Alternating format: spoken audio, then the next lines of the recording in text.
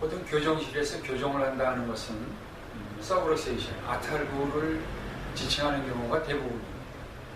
오늘 설명드리고자 하는 것은 완전 탈구, 그러니까 폐부학적 생리 위치에서 완전히 관절이 벗어난 디스로케이드 로케이션에 대해서 설명을 드릴까 합니다.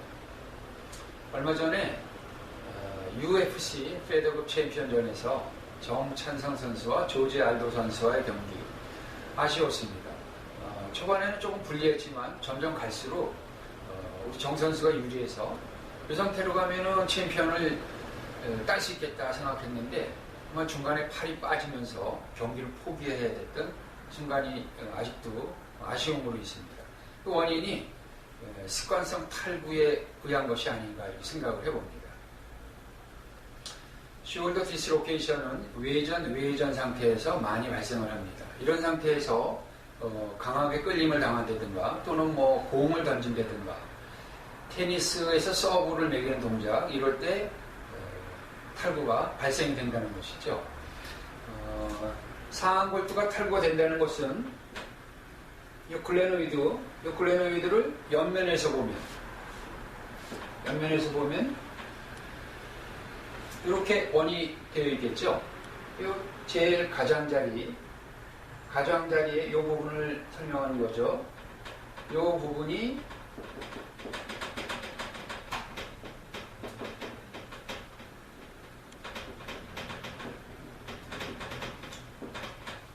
관절순이라고 합니다. 여기 입술순자를 씁니다. 입술순자 재미있어서 영어를 찾아보니까 영어도 역시 레이브럼입니다. 입술을 포함하고 있다는 거죠. 그리고 해부학은 서양에서 건너왔으니까 아마 이 레이브럼을 보고 입술순자를 쓰지 않았나 이렇게 생각을 해봅니다. 상안골두가 밖으로 탈구된다는 것은 레이브럼의 손상을 가져올 수가 있다는 거죠. 그 다음에 또 여기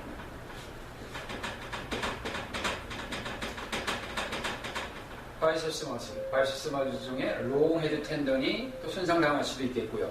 여기 스프라스포네테스 투스 머슬도 텐던도 손상을 당할 수가 있고 리가멘트라든가 또 가장 많은 손상을 당하는 게 어깨를 덮고 있는 볼사 이 낭이 손상을 당하면서 상안골두가 밖으로 탈구되면서 탈구라는 병명이 이루어지게 되는 것입니다. 어린 나이에 탈구가 되면 습관성 탈구로 이어질 확률이 높고 어른이 돼서 탈구가 되면 로테이터 커프 머슬에 파열을 동반하는 수가 많습니다. 또 교정하기 전에 해당되는 이 경관절에 혈관이나 신경이 손상을 당했는지 알아볼 검사도 필요합니다.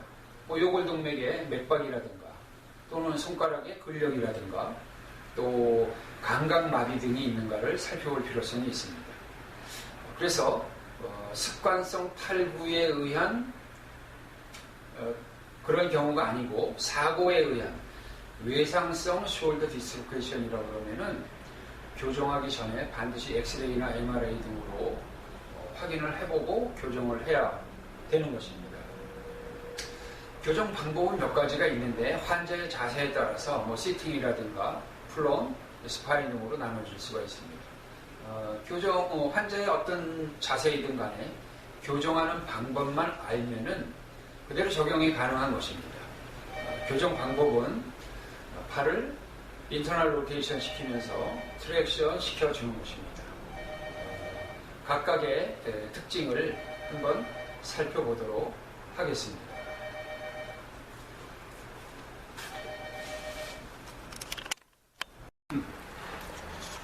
보여드릴 숄더 디스로케이션은 먼저 보여드렸던 서브럭세이션과 마찬가지로 사방으로 탈구가 진행이 됩니다.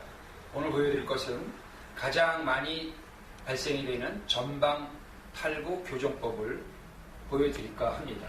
전방 탈구 교정법은 환자의 위치에 따라서 앉은 자세, 엎드린 자세, 그리고 하늘을 본 자세 이렇게 세 가지로 구분될 수 있습니다. 교정하는 방법만 알면 환자의 자세에 상관없이 교정을 할 수가 있습니다. 이 탈구라는 것은 해부학적 생리 위치에서 관절면이 완전히 이탈된 거를 설명하는 거죠. 디스로케이션.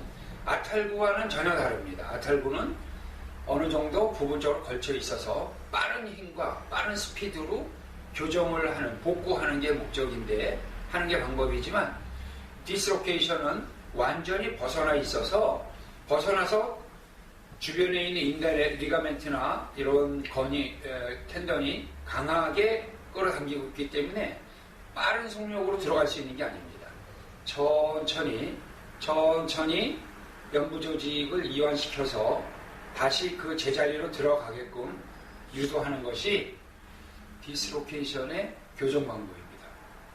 전방 탈구니까 설명드렸듯이 어프레hen션 테스트처럼 외전에서 더 진행되면 상한 골두가 전방 탈구가 되는 거죠. 그래서 그 교정 방법은 그거의 반대, 내전 내회전입니다. 내전 내회전이 교정의 가장 기본적인 방법입니다. 우선 엎드린 상태에서 환자의 교정 방법을 보여드리도록 하겠습니다. 엎드려보죠.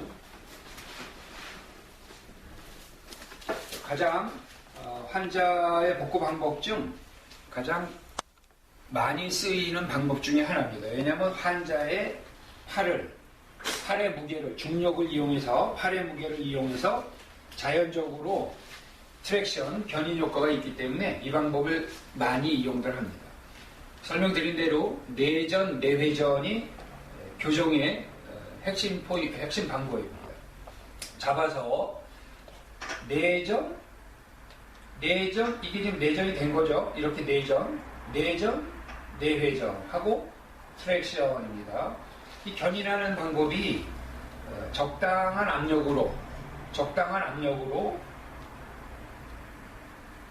자기 자리를 찾을 때까지 견인하는 겁니다. 이 견인이 보통 한 3분에서 길면 5분 이내로 제자리로 찾아 들어가게 됩니다.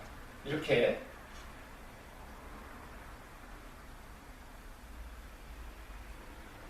끈기 있게 잡아당기면서 제자리로 들어와서 들어가는 요게 방법입니다.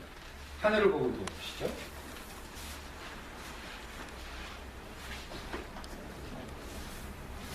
하늘 보고 누운 상태에서도 역시 마찬가지입니다.